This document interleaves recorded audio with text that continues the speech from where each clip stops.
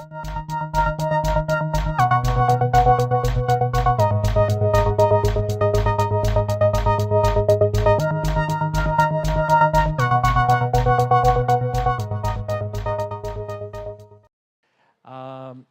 night we had the introduction that I did, which sort of dumped a lot of stuff on you, and each of the classes after that are going to be trying to connect those. And Bob told us last night about how to find customers. If you remember in my slide, I said the two main things are create value and then capture some value. Well, tonight our first presenter is going to talk about how you capture value. That's called a business model. But before we do that, we had two people that we're going to pitch tonight. Well, tonight, as I said, we're going to move into the business model part of it, which is starting to answer the question of how do you capture value that you've created. And for that, we have Rich Kivel, who, as maybe I could have you start and introduce yourself while I get your slides ready. How's that? First of all, it's great to be here. This is probably one of my most enjoyable classes that I get the privilege of doing here at MIT.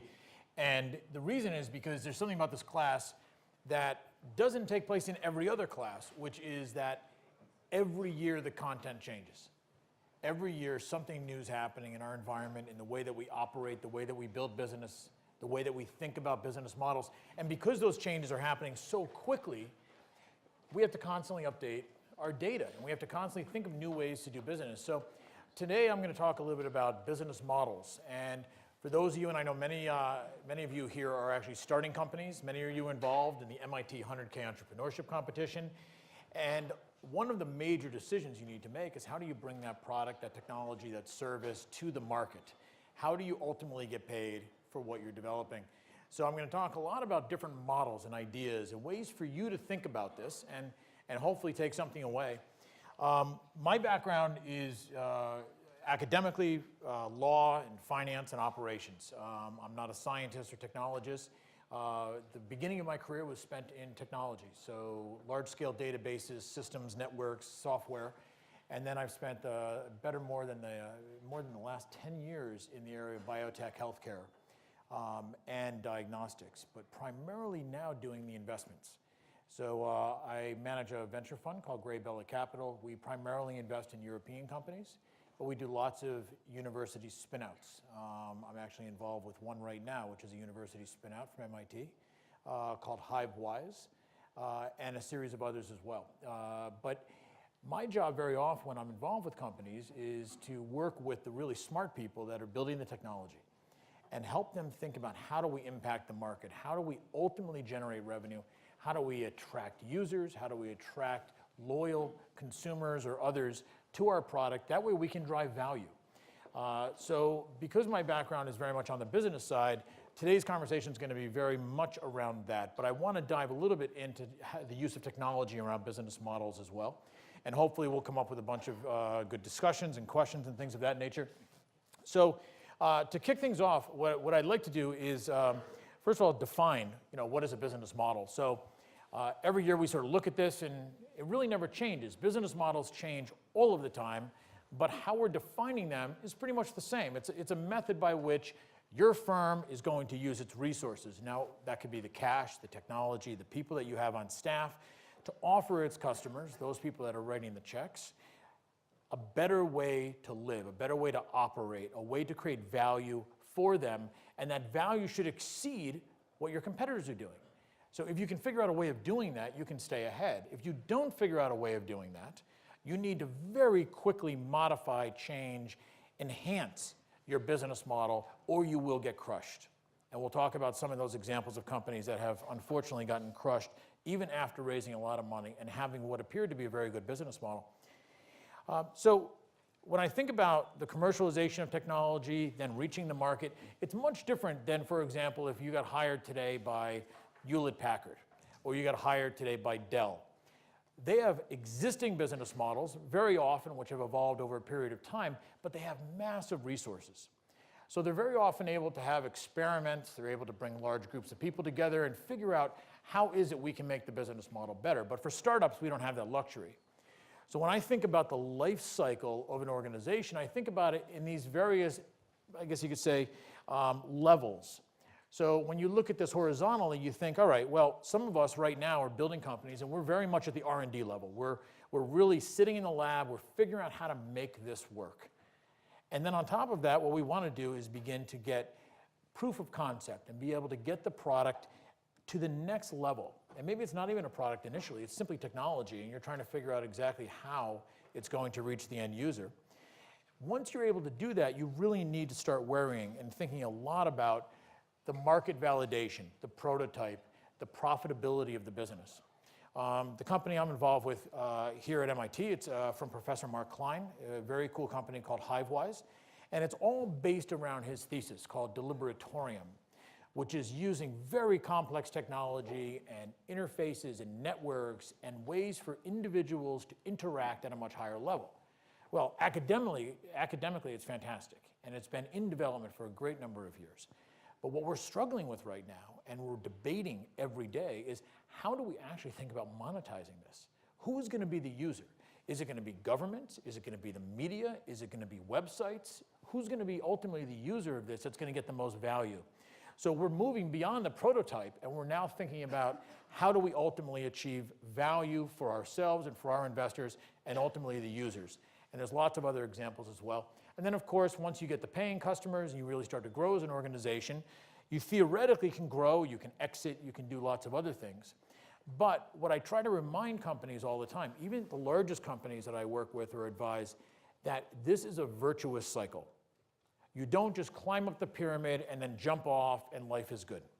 You have to continually go back to the R&D process, continually return to where you started and think about not only are we doing the best we can with our existing products, but what is the next generation and how are we going to build the next generation of great products? So I typically like to make it as simple as possible. When you go through a business school class, very often around business models and case studies, it gets highly complex, and we can make it as complicated as we want, especially here at MIT, but I make it look really easy. Why don't we just sit down as a group, and this happens with every company that I invest in, every company that I work with. We sit down, whether it be with the management team, whether it be with the investors or others, and we say, well, listen, what's the story? What are we trying to do? What are we trying to achieve? What's our urgency? What's our vision? What are the timelines that we need to achieve associated with various deliverables? And that starts to create the foundation. One of the most important questions you can ask anyone you're working with or you're going to work for, anybody that's going to invest in your company or any company you're going to invest in, is simply this: how do we measure success? It's different for every company. Some companies are going to say, we measure success by profits. Other companies are going to say, no. Profits are not important. It's all about revenue. It's top-line revenue. We're going to lose money for the next 5 years, but it's top-line revenue growth that's going to be the driving factor in our business. Other organizations are going to say, no. It's none of that noise. It's about users. I want to get as many users as possible onto this platform, and then I'll figure out how to monetize them. So think about that question. How do you measure success? And that becomes a foundational component of how you think about your business model. And then, of course, you've got leadership, and you just got to get things done. So to jump into this a little, I got to go the right way, Joe. This one's okay? It should work. Yeah. Excellent. All right, that makes my life a little easier. Can't stand still.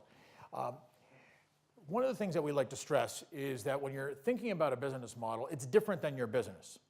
So it's completely different. The business model is innovation. It's critical to developing the quality of your business, but it is not the business itself. Your model can change monthly, weekly, yearly, quarterly as new competitors enter the market, as you lose major customers, but it's really not your business. And it's very important to separate that when you're having those leadership discussions.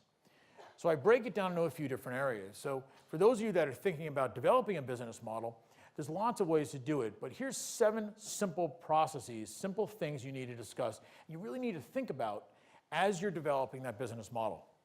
What is the value proposition? You can only answer that question if you actually know who the customer is going to be. Right? Think about different businesses that you're all engaged with on a regular basis.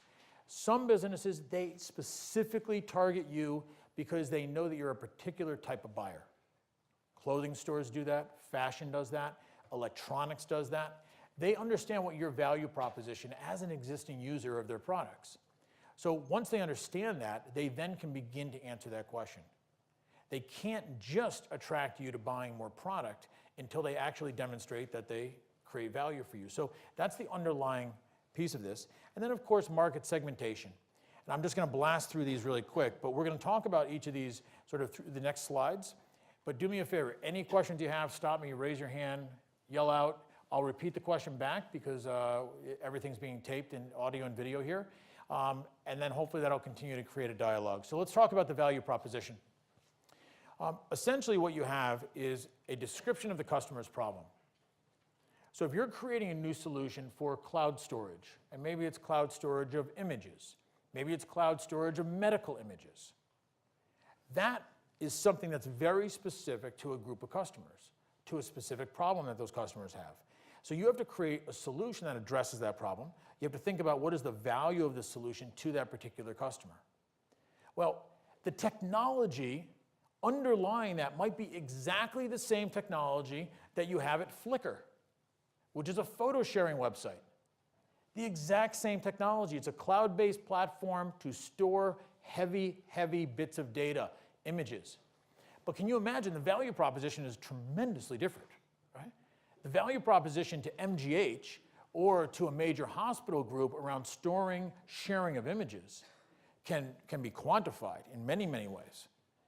Customer, patient, health, safety, privacy. There's a lot of other things that come into that versus the same technology, the same exact technology being applied to Flickr or to many of the other websites that we share photos on.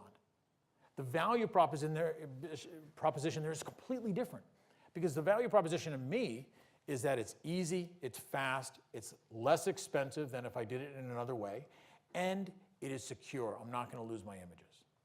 So the value proposition changes dramatically, even though I am applying the same technology, but I'm using it in two different areas. So really think about the value proposition. Market segmentation is something else that's really critical. And I'm going through these kind of fast, so we can always go back, but think about it this way. Even if you are a photo sharing, or let's just say a cloud-based server, SaaS application for storage of information, your market segmentation is absolutely critical. What do I mean by that? Who here has heard of BoxNet or Dropbox? Who uses those? Somebody give me an example of how and why you use Dropbox.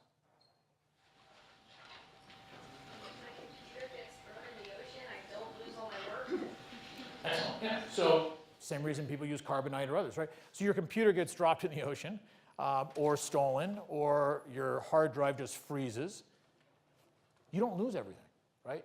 So for you, that value proposition is very important. I can retrieve my data, I can get that information back, but very importantly, you are part of a target audience of people that respect and care about your data because of loss, fear of loss around that.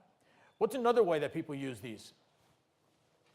Sharing the files, being able to access your files from your device, your computer, on the computer. So that simplicity of sharing, right?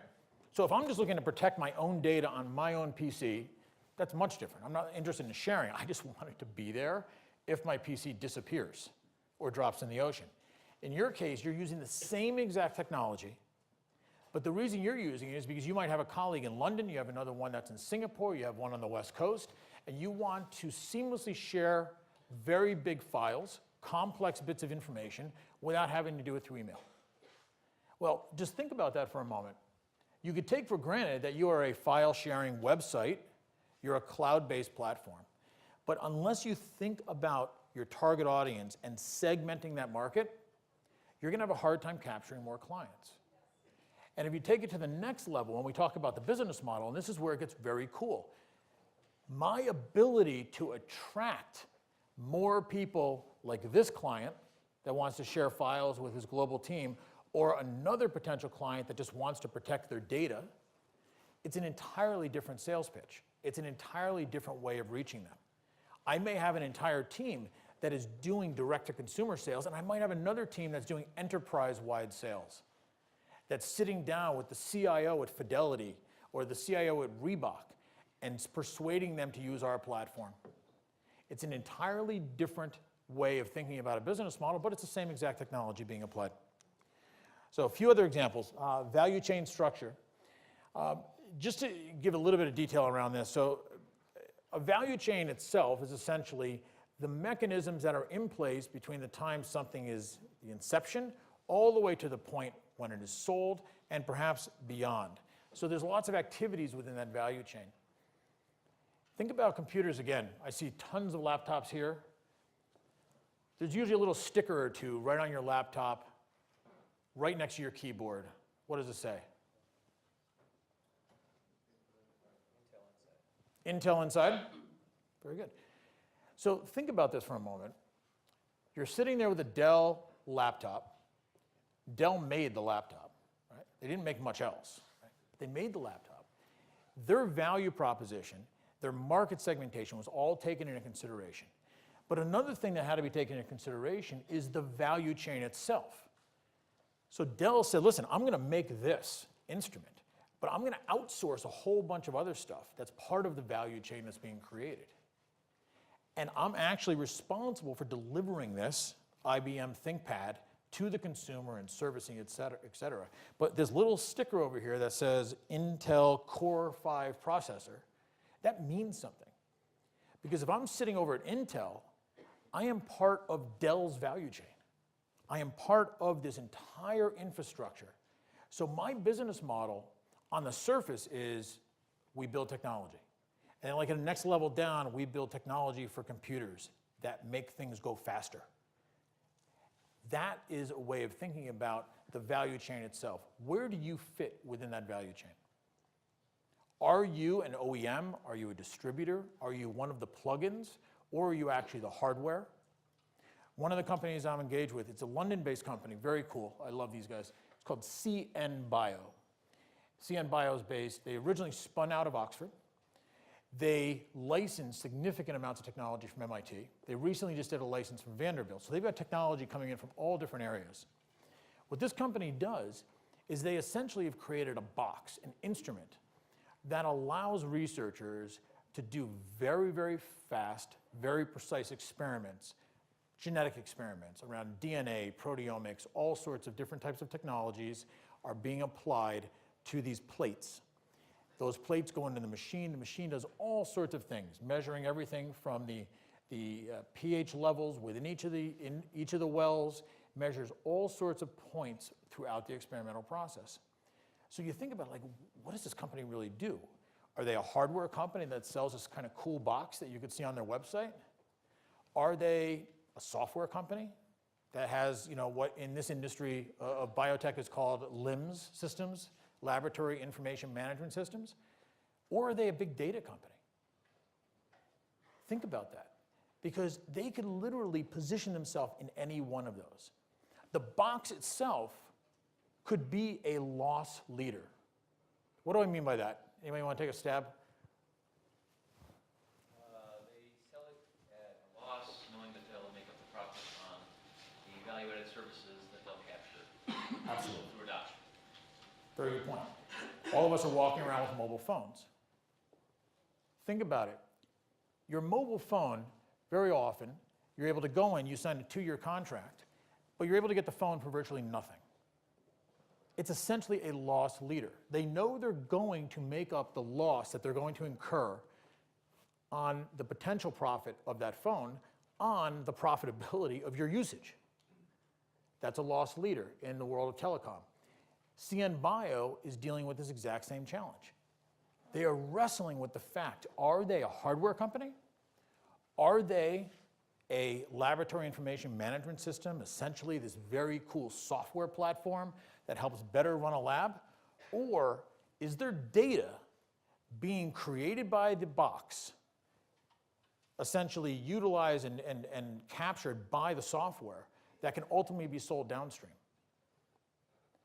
That decision as to which one of those 1, 2, or 3 or more options dramatically changes everything about the company.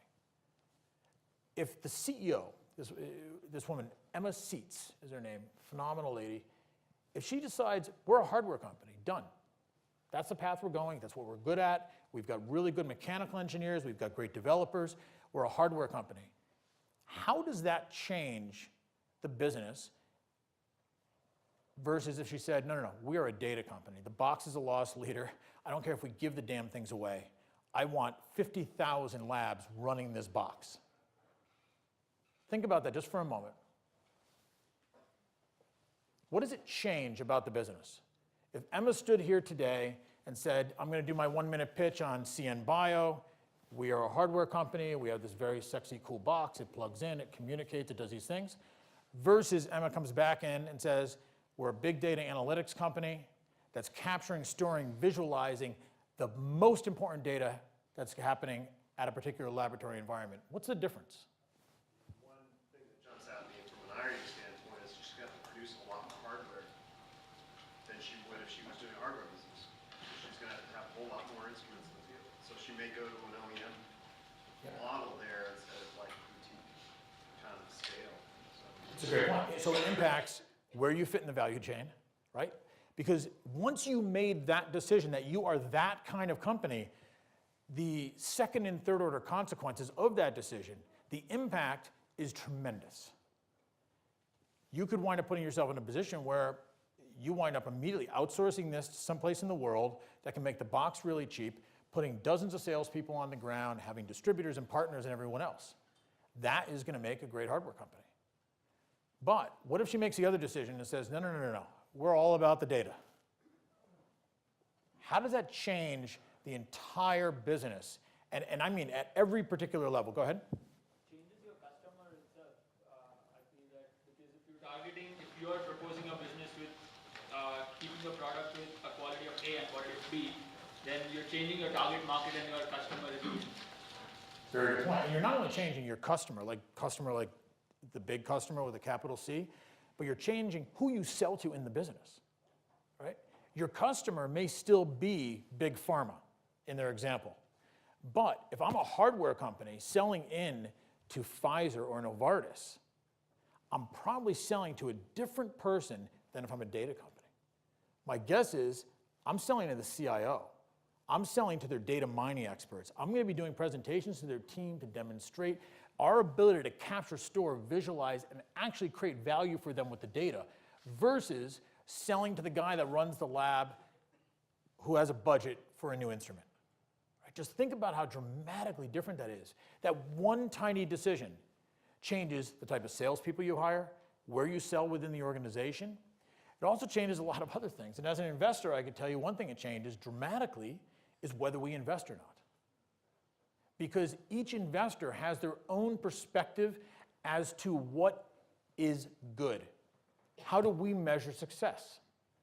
Well, some investors are very long-term thinkers. They're investing in drug discovery companies that might have a 13-year cycle from molecule identification through clinical trials into the patient. Very patient, very patient. Other investors say, no. We measure success by quick turns. We want to see liquidity in 3 to 5 years.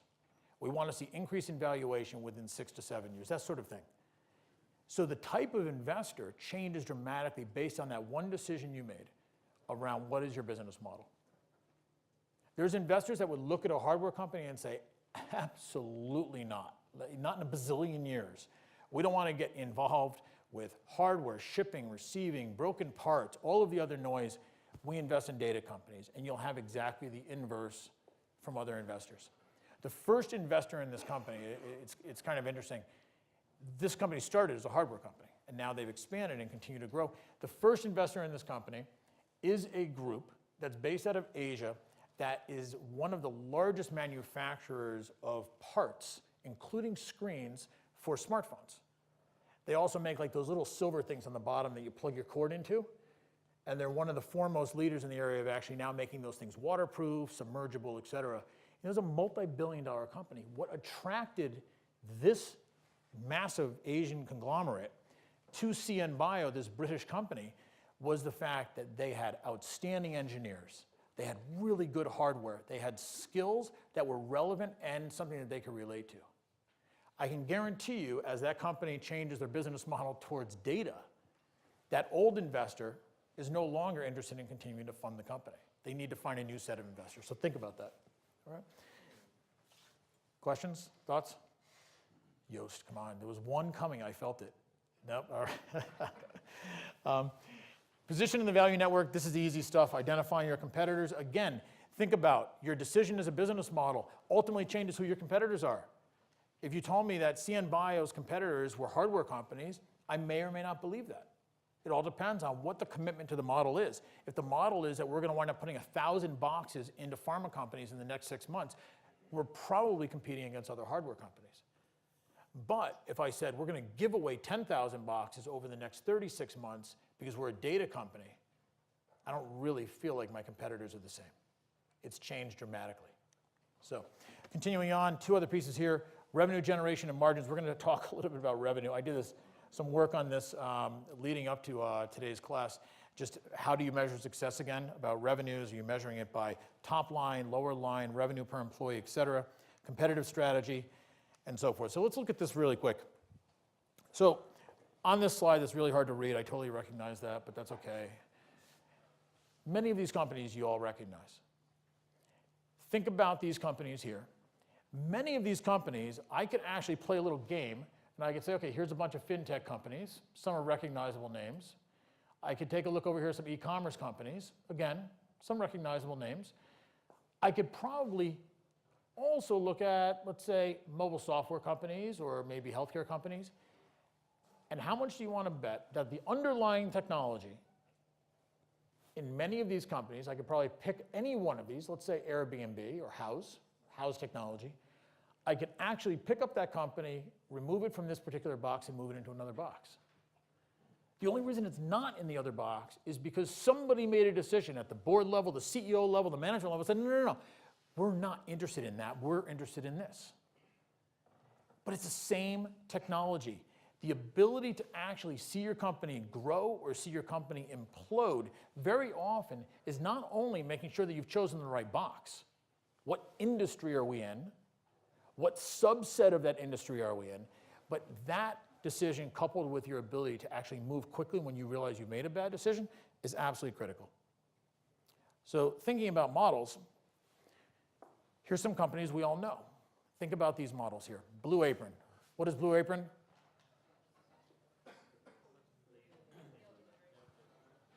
Somebody, give it to me loud for those that don't know.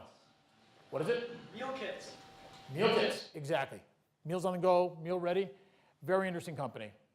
Well, they had an interesting marketing model, interesting plan, $2 billion market capitalization. Not still so sure that was a good idea. The market cap on them today, $600 million. I would not have wanted to be the investor that bought shares when they were at 1.5 billion. 600 million. Snapchat. We're going to talk about that. But it's a great question. And part of it is, again, going back to how do you measure success? The answer to that question drives your business model and many other things. And as soon as you realize that you're struggling, things are changing, the market dynamics have shifted, the technology is obsolete, the competitive landscape is changing, you need to go back and ask yourself that question again. How do we rethink about measuring success? Blue Apron is lucky to still be in business. They are truly lucky to be in business because I could point to a series of their competitors, which I could tell you are no longer in business. Some of the companies here, including Maple, they raised $29 million with a valuation over $115 million. Sprig, $57 million of venture capital. At their peak, their valuation was $110 million. That is $90 million pumped into 2 companies, $225 million in valuation, gone. And they were both competing against Blue Apron. What was the difference? Better CEO? Better execution strategy? I don't know. Blue Apron's lucky to still be alive. Think about that. Blue Apron, probably because they were so well capitalized, they were able to actually survive the onslaught of new competitors, many of which exploded, imploded, and probably some of them even had better business models. But they may not have had the capital, they might not have had the team. Take a look at a few of the other ones. Snapchat, which I still do not understand. My kids use Snapchat. It is, somebody here is going to try to explain it to me, but it's mystifying. Snapchat at one point, for us old guys, it seemed like the dumbest idea in the world until you realize exactly why kids were using it. And you're like, oh, I wish I had that when I was a kid. And then they had so much negative press. They were getting crushed in the press. Parents were deleting the app. People were against it because it was all about sort of hiding those images and all this other stuff. But Snapchat recovered and now has a whole series of new products and services and mechanisms to not just attract the teens, but the 20-somethings and the 30-somethings that love it for so many different reasons. It's become a social media platform, not a photography site to share images really quick. So think about that. And because of that, they've continued to thrive. The market cap was $34 billion last year. It's now down significantly, but their user base is skyrocketing.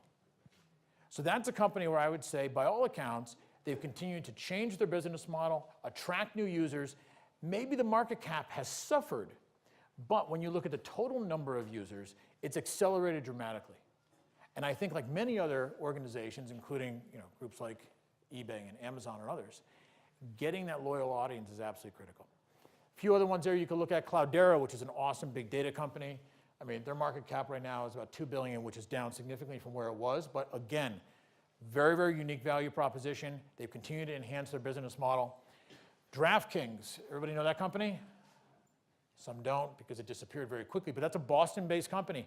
These guys essentially invented the way to do gambling online, gaming online in virtual sports. What would be the right word for this? It wasn't virtual sports, it was fantasy sports, thank you.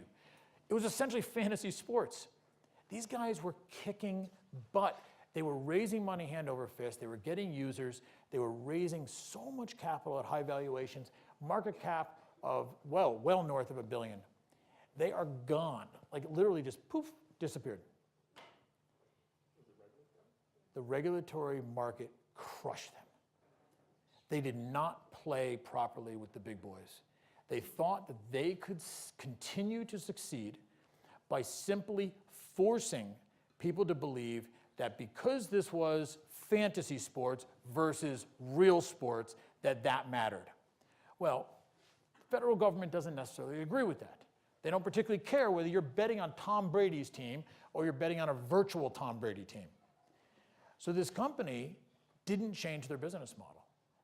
They went from $1 billion market cap to literally go now, look for stock price of DraftKings, and it comes up completely blank. They evaporated overnight. Now, what did they do wrong? Well, they did a lot of things wrong. One is they didn't change their business model. They thought, if I continue to pound on this, sooner or later the regulators are going to give in. The problem is, if you run out of money before the regulators do, which you will, you're going to lose. And they didn't change the model. Uber, one of our favorite companies in the world to talk about down here, market cap $51 billion as of today. Just totally insane. Think about Avis, Hertz, National, Budget, Dollar. Combined, their market caps are probably not $51 billion. And guess what? Those other companies actually own cars. Holy shit. In the old days, if you were a car company, a rental car company, you owned cars. And if you were a company that drove people around, you owned cars. Uber doesn't own cars. Airbnb's market cap of $30 billion is more than Hyatt, Hilton, Starwood Group, any one of those individually. And those companies are buried in debt. They own billions of dollars of nasty, big, heavy pieces of real estate. They have tens of thousands of employees and beds to fill every single day. Airbnb doesn't own a single building. So think about that. The business model itself matters. Jumping back one quick second to DraftKings and why I jumped to Uber. Uber has been getting killed, right, in many places.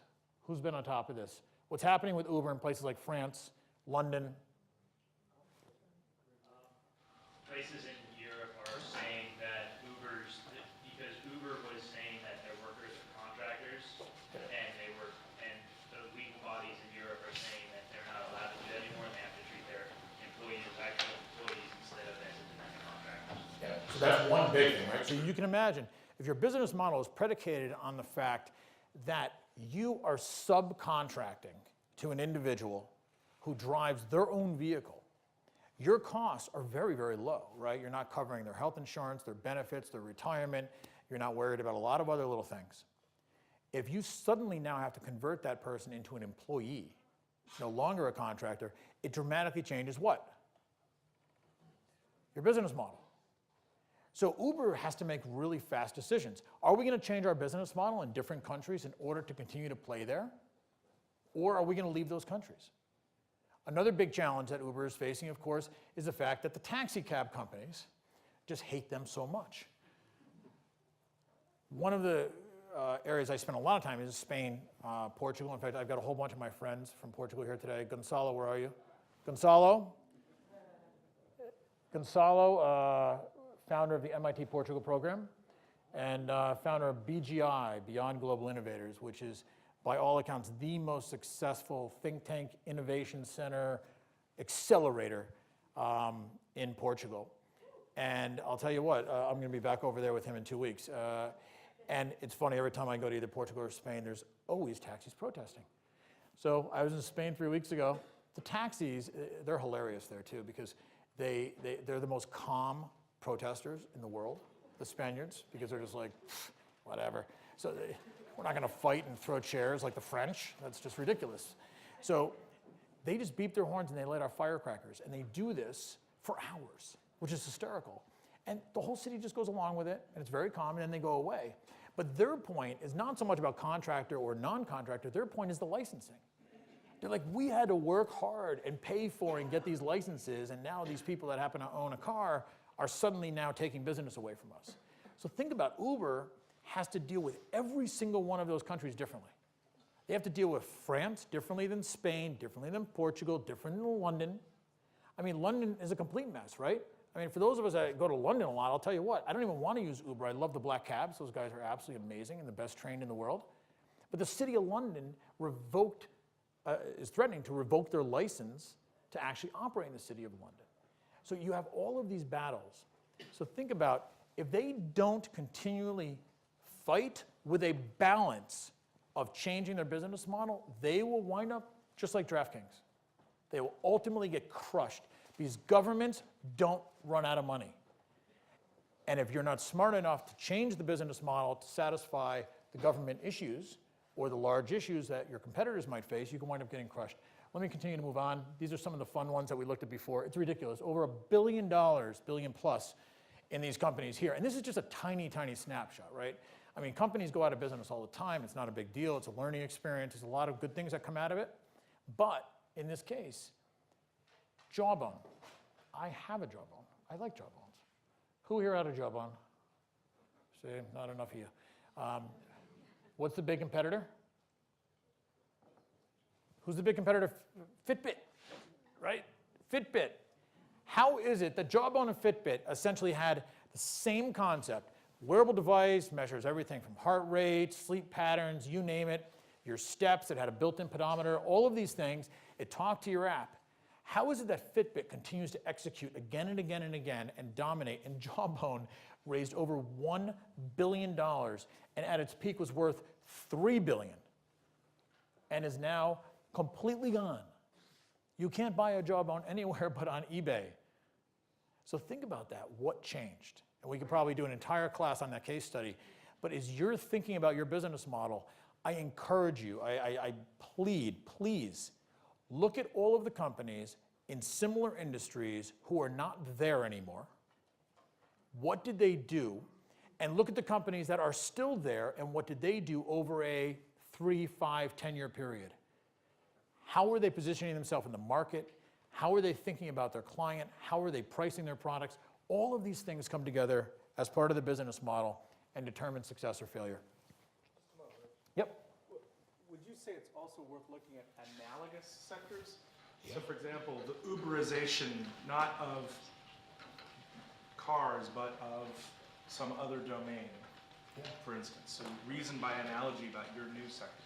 That's a really interesting point. And I think that's absolutely critical, right? Because at some level, as I talked about on that earlier slide, where you had the companies under fintech and the companies under healthcare, and essentially, if you're only looking at those companies within your particular vertical, you're probably ignoring some things that are very important that are happening one industry removed or one other particular segment of the market. So I think you're right, looking at not only the competitors, the ones that exist and the ones that are gone, but also the ones that are a few steps away.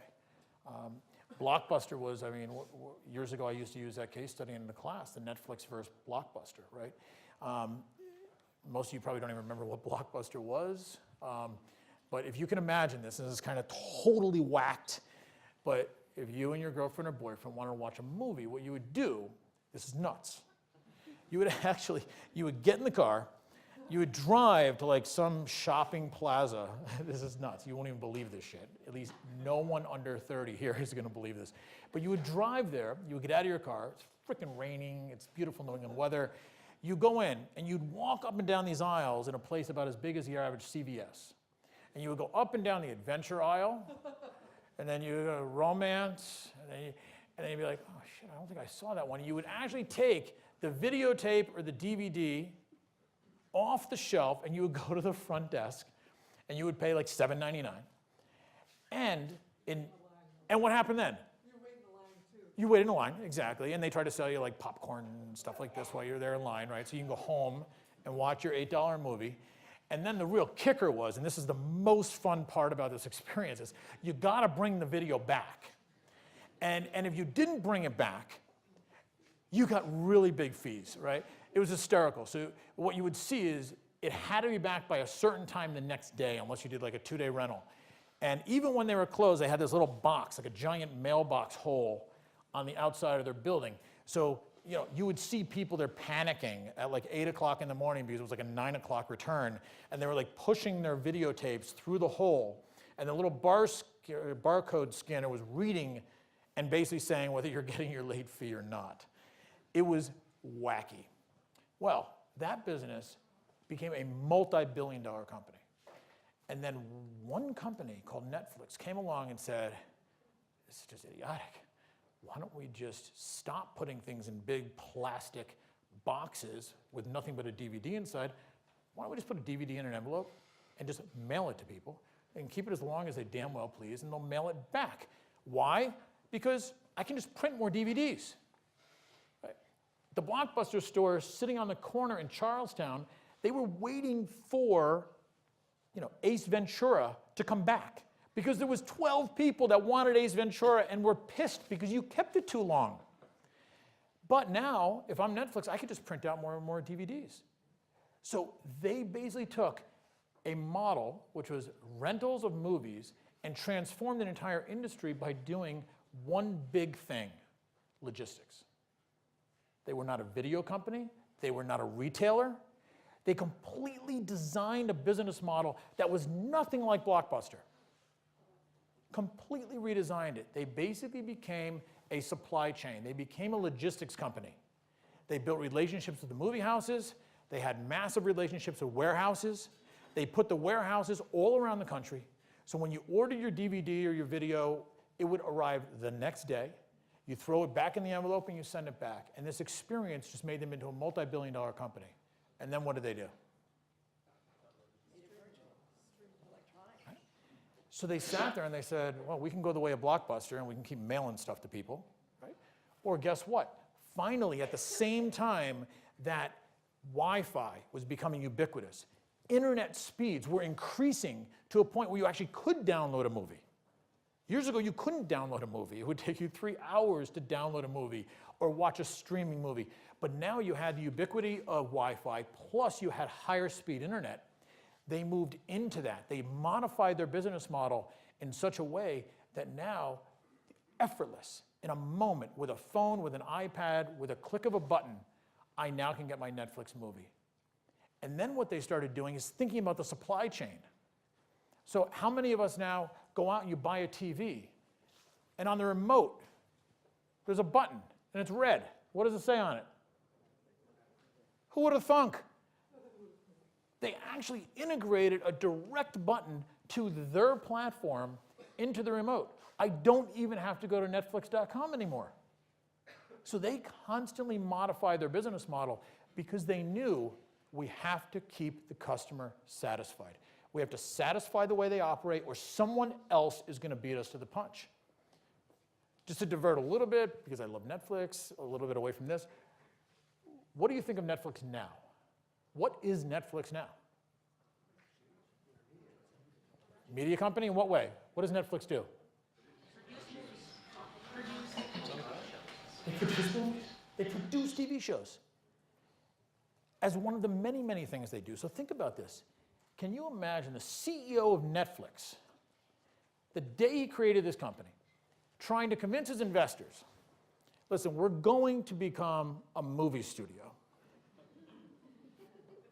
But first I'm going to kick Blockbuster to death by mailing people DVDs. He would have never gotten funded. All right? It would have just seemed completely insane. Like, okay, let me get this straight. You're going to compete against Warner Brothers. You're going to compete against MGM. You're going to compete against Disney. And you're going to start doing that because you think it's a cool idea to mail people DVDs, right? It didn't take them 50 years to do this. They literally reinvented the way we use media. And they now are producing some of the most successful television shows and miniseries and movies out there, and they're winning awards doing it. So think about that. That is a dynamic company that will be around for a very long time because they continually change their business model. They reinvent themselves all the time. Is that a master plan or an evolved emergent solution? Yeah, I don't know. And I don't know if anybody knows other than the people that have it in their head. I mean, I think a lot of us can look at, the case studies around Amazon. And, you could say to yourself, shit, I remember, in business school reading case studies about this guy who was going to completely disintermediate. That was a word that was in every business plan for about 5 years. Was going to disintermediate the bookstore industry. That was Jeff Bezos. I mean, he said, it's crazy. We have this new thing called the internet. It's getting faster. Why drive all the way down to Barnes & Noble? Why drive all the way to the bookstore, walk up and down 3 flights of stairs, going up and down aisles, trying to find the best book? Why don't I figure out a way just to ship books to people? And that was the catalyst of Amazon. So to your question, which, was it a master plan or not? Was it a master plan for Jeff Bezos to create the Amazon that we know today? That ultimately that it was going to sell everything from lawnmowers to books to televisions to cars. And oh, by the way, Alexa. Think about this. They sold more Alexas this year than they even forecasted. It was something like 9 times the amount of Alexas were sold than they originally anticipated selling during the Christmas season. They're flying off the shelves. He's created like a little billion-dollar business inside of his billion-dollar business. That was not part of a master plan. That was the evolution of business models and attracting the latest and the greatest technology and the smartest people to come into your business and say, hey, we got a wacky idea here.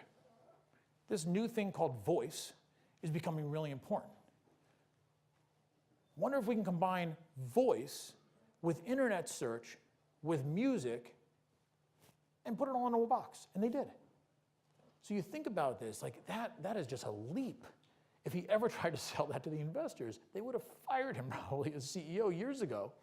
But he did it in a way that was organized and thoughtful and disciplined and ultimately demonstrated success after success. So let's look at some of the big companies that we all know. Remember the question? I said the most important question you should ask yourself, a potential employer, an investor, is what? How do you measure success? One way to measure success is revenues per employee.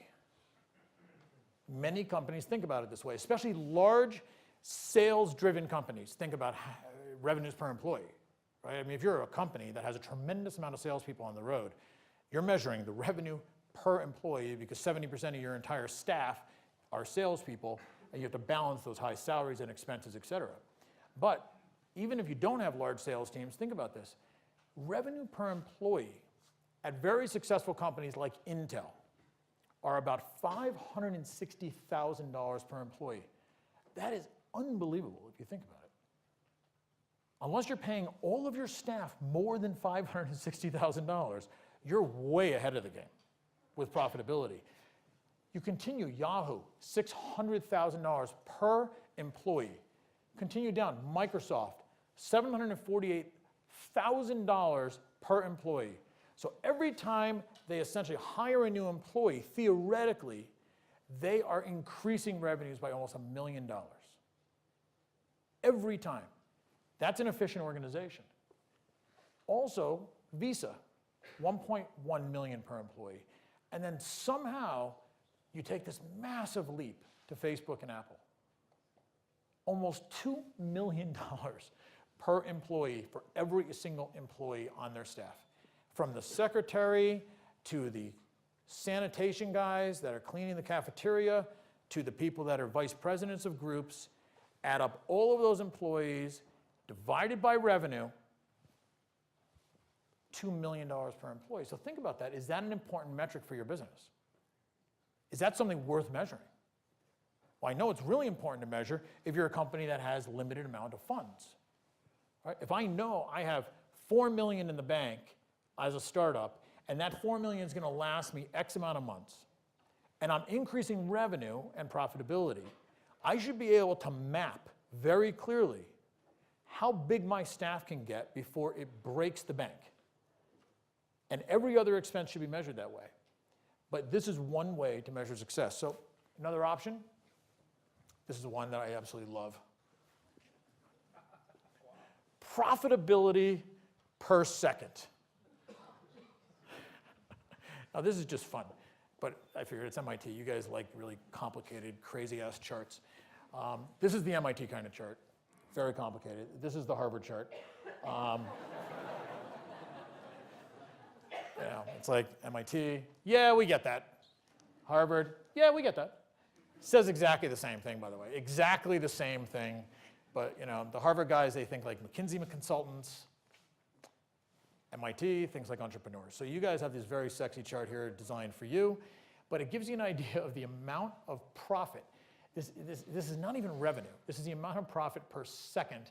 And Apple is coming in there, if you can imagine, at $1,444 US per second. So I don't know how long this class has been going on, but that is about 60 minutes times 60 seconds per minute times $1,444 US. That's how much profit Apple made while we were all sitting here. That's pretty mind-boggling. Is that another measurement of success? Maybe you don't want to measure it by the second. This is the kind of fun stuff that economists just do when they're really bored. But you might want to measure it in other ways. So think about, does your business model complement the way you're measuring success? These are some headlines I thought I would share. I thought this one was great. How Amazon innovates in ways that Google and Apple can't. I didn't write that. I read that. I thought, that stimulates some discussion. And Apple equals money. Well, that is absolutely true. The A in Apple is definitely leading them in the right direction, because 21% profit margin on $200 billion in revenue is a pretty big number, more than the GNP of most medium-sized countries. How is it that Amazon continues to innovate versus the others? I don't know. But I can guarantee you it's all about the business model. It's not about technology. And sometimes that's the hardest thing to discuss, especially in a university focused on technology. But sometimes really crappy technology wins. And there's example after example of where better technology took a back seat, less superior technology absolutely dominated. And it was because of the business model, the strategy, the team that were put in place. And I think that's one of the reasons that Amazon is considered one of the single most innovative companies in the entire world. They touch every sector. No one else does that. Apple does not touch every sector. Google does not touch every sector. Intel does not touch every sector. Amazon touches everything. They touch music. They touch movies. They touch our ability to buy books, our ability to buy dog food, our ability to actually have groceries delivered to our home. Everything is being touched by them. And just for fun, he even bought Whole Foods. I don't know where that's going, but I'm just going to take a wild stab in the dark. But the decline in market cap for Blue Apron might have had some attribution to the fact that Jeff Bezos one day woke up and said, Alexa, get me some groceries. And Alexa responded with, Jeff, I bought you Whole Foods.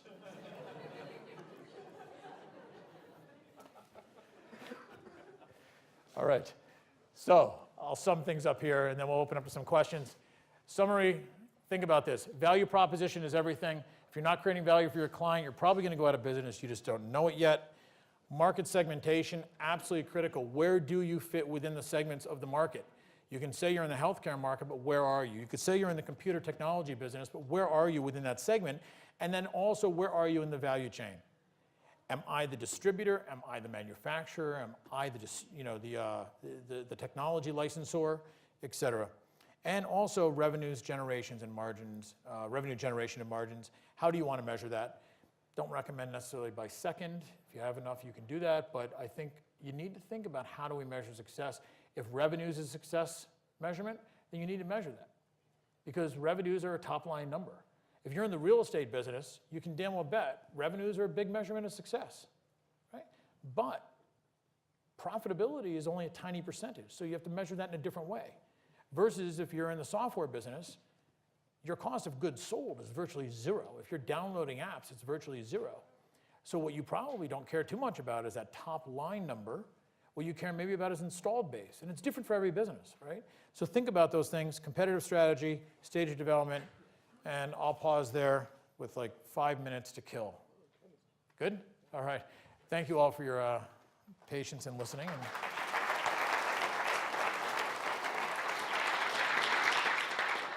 Like I say, when you do these things, it's like my job's to talk, your job's to listen, and the goal is that I finish doing my job before you finish yours. So I'm going to stop talking and just answer a few questions and then get out of the way. So one here. Recently, I've been thinking a lot about Nespresso and Keurig and this coffee pod business, and wondering why there's not more players in that business, like how they exclude others, and wondering why I wouldn't follow a path like beer, where there's all these microbreweries locally making their own goods, and of course there are local roasters of coffee, but why don't they make their own pods? You know, anyway. It's an interesting, and it's funny. If you go back to Joe's class 4 or 5 years ago, one or two of our slides were specifically on Nespresso and how they were transforming the way people thought about coffee makers. And it was interesting, just as a side point on this, is that essentially you could go to Sears and you could buy a Cuisinart coffee maker for like $19.99, and it actually made this thing called coffee. And you could then go to Nespresso and you could buy one for $1,999, and it actually made coffee.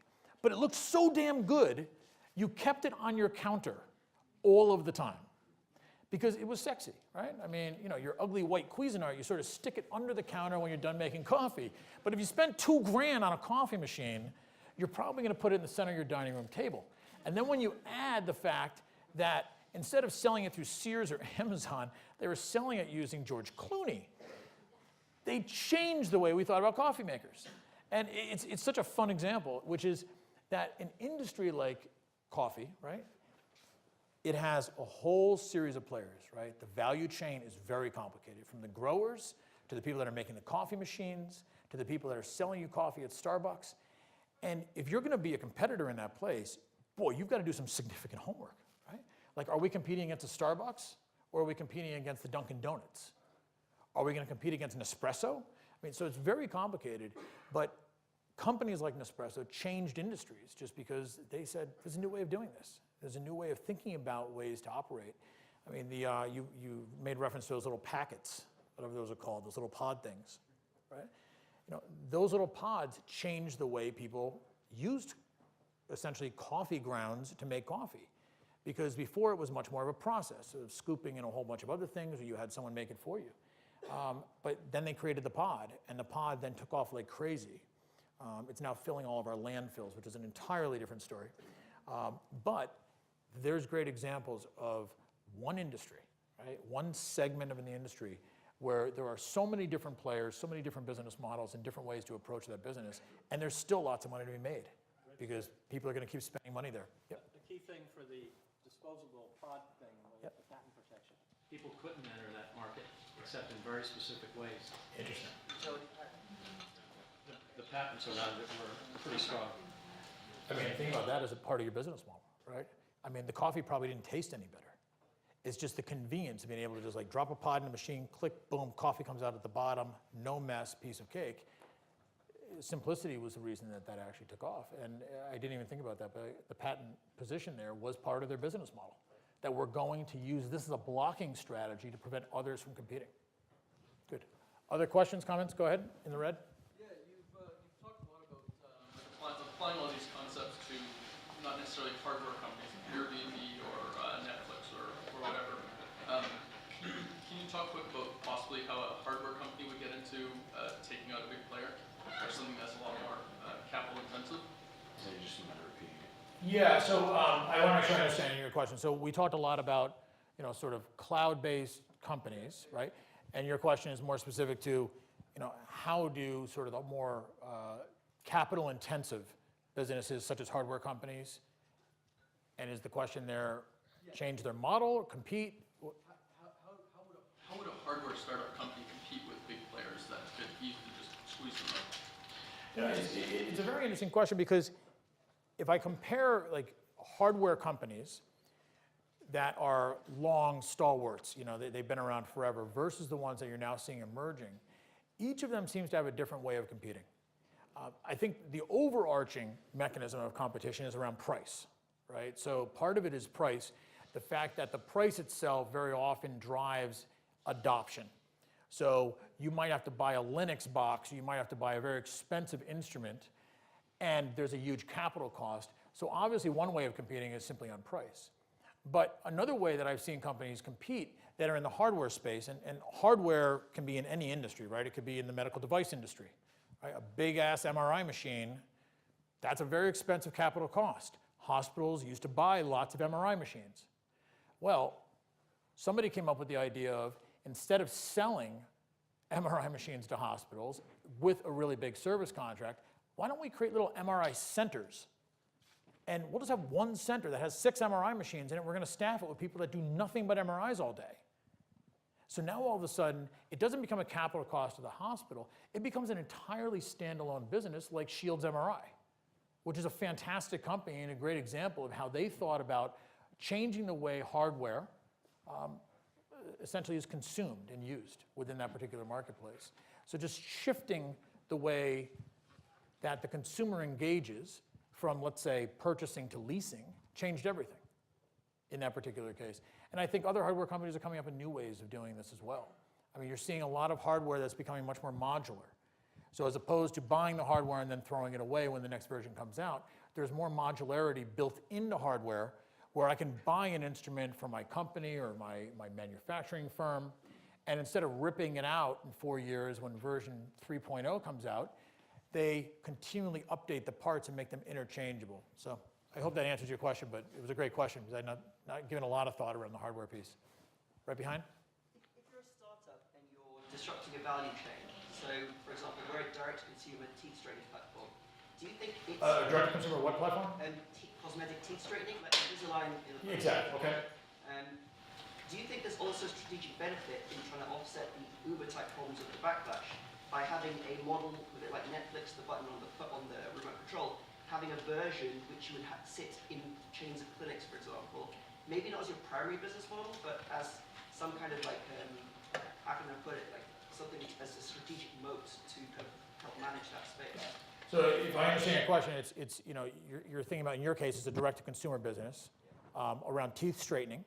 Right? So there's a technology underpinning this, and how do you ultimately get ahead of the big guys, right? Who are already, the Invisaligns and others that are already in deep with... They're looking in that space, right? So they're looking at what we're doing, and then we need to have something to kind of manage that vacuum. Nature doesn't like a vacuum, so we're talking with a chain of clinics, for example, about offering a maybe co-branded version of what we're doing, but then we're thinking that's distracting from our primary business model. So I'm just interested in like what your thoughts are.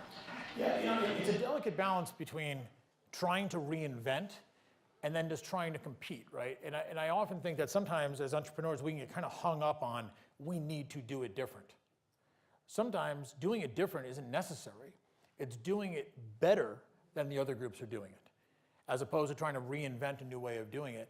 And if you sort of flip the way you think about your user, your consumer, and sort of your advocates, when Invisalign hit the market, orthodontists hated it. I mean, orthodontists were like, holy shit, this thing is gonna completely kill my business, right? I put metal wires on people's teeth, it straightens them out, I get paid $3,000 per kid, and that's a great business model, right? And if you're the only orthodontist in town, you just have this residual base of teenagers just coming through on a regular basis, and now all of a sudden there's something I can order online that's gonna straighten my teeth, right? So what Invisalign, I think, realized very quickly was, even though their technology was probably better, it was certainly much more user-friendly than having permanent braces put on. They realized that if they didn't partner with the dentists, they were gonna get crushed. Because every time a mom walks into a dentist, an orthodontist office, and says, yeah, Junior is gonna need braces soon, what do you think? And have you heard of this thing Invisalign? The dentist would kill it. That thing's fake, it doesn't work, it doesn't have recommendations from the National Dental Association, right? So they were smart, they got ahead of it, and they said, listen, we're gonna partner, and then dentists, they now have an option. So I think that leveraging very often your competitor is a great way of actually being relevant, and then ultimately they'll probably buy you anyways. Yep. Just one or two more questions, right in the back. So for example, when we are doing user experience design, we would think about doing paper prototype as a cheap way to test whether this idea will work or not. I was wondering for business model design, are there quick, easy ways to test whether a business model is this business model is better than the other business model? Do you have any tips for that? Yeah, it's a great question. And probably the most common mechanism in order of testing it is to do survey groups, is to actually get potential users and test them, quiz them, play games, figure out, is this the right way of thinking about it? I mean, we don't realize this, some of us do, but every day, every time you're online, whether it be on Facebook or something else, you may not realize it, but you're actually part of a test of a new product. They have entire groups that are designing new ways of presenting data to you, whether it be drop-down menus or it be a mouse over menu. All of these little features are being tested on us every day, and they're tracking where we click, how quick we move the mouse, whether we use back or forward, and that then helps them design the next product. So essentially, unless you're a Facebook that's got a billion users, you've got to think about who will be the top 20 customers that I would ideally like to have, and then engage them in discussion. And it sounds so simple and fundamental, but I mean, even as a judge for the entrepreneurship competition, I can't tell you how many times it hasn't even crossed the company's mind to actually call a potential customer. They've got like a brand new product they think is going to revolutionize X, Y, and Z. All they would need to do is reach out to their advisors, talk to their professor, check their LinkedIn, do some searching, find 3 people that work at companies that you hope someday buy your product. They would love to talk to you.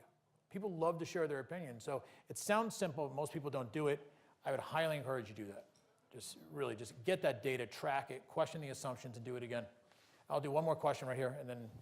Yeah, you talked about like a company like Netflix, where they had changed their business model about like 3 times or so. And I'm kind of interested on how do you know whether the time is right to change your business model, especially if like you're obviously not like losing money or customers rapidly. You may have a sustainable business model, but moving to a new one might be a risk because it's not as proven.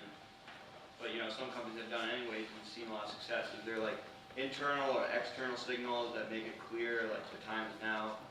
Or and this is a question I have been asked before, and I really think it's an important one, because the truth is there is no such thing as a time, right? I mean, it's just like technology. You have your early adopters, you have your laggards, you have your people in the middle. Changing your business model, if you have to wait until literally you get hit over the head by like the chairman of your board because 3 straight quarters you've lost revenue and profit and there's 3 competitors you didn't know about, that's bad, right? So being proactive is important, but not so proactive you're taking your eye off the ball of your business, right? If you're Amazon, you just have people doing this all day long, right? Looking at forward-looking trends, attending the best conferences, thinking about who are the key opinion leaders, what are the trends that are happening. And you may not change your business model for 2 years, but you're at least having, you're having market awareness. So I think the short answer is every company moves differently, right? So big companies usually move slower. They're certainly not the early adopters. Small companies can move really fast, but you don't want to be so quick that you're actually taking the eye off the ball. If your business is technology driven, it's always changing. And your business model is going to change whether you're a tech company or not. So you have to kind of balance those two. So one really way that I know my companies, I always insist that they do this, is around key opinion leaders. I make sure that the CEOs I work with, the companies I work with, they're attending the right conferences every year. They're looking at who are the top speakers, the keynotes at those conferences, who are the people that are writing the book. I want to know who is the person that's writing the next book on personalized medicine, big data analytics, cloud-based computing, securitization of your firewalls and your data, whatever industry you're in. I want to know who those people are, and you start to track what's happening based on the smartest people that are on the edge, and then you as a board, as a company, you make your decisions. And sometimes you win and sometimes you lose, but you want to be proactive, but not so proactive you take your eye off the ball. And I'll end there. Thank you guys all for your questions. Thank you.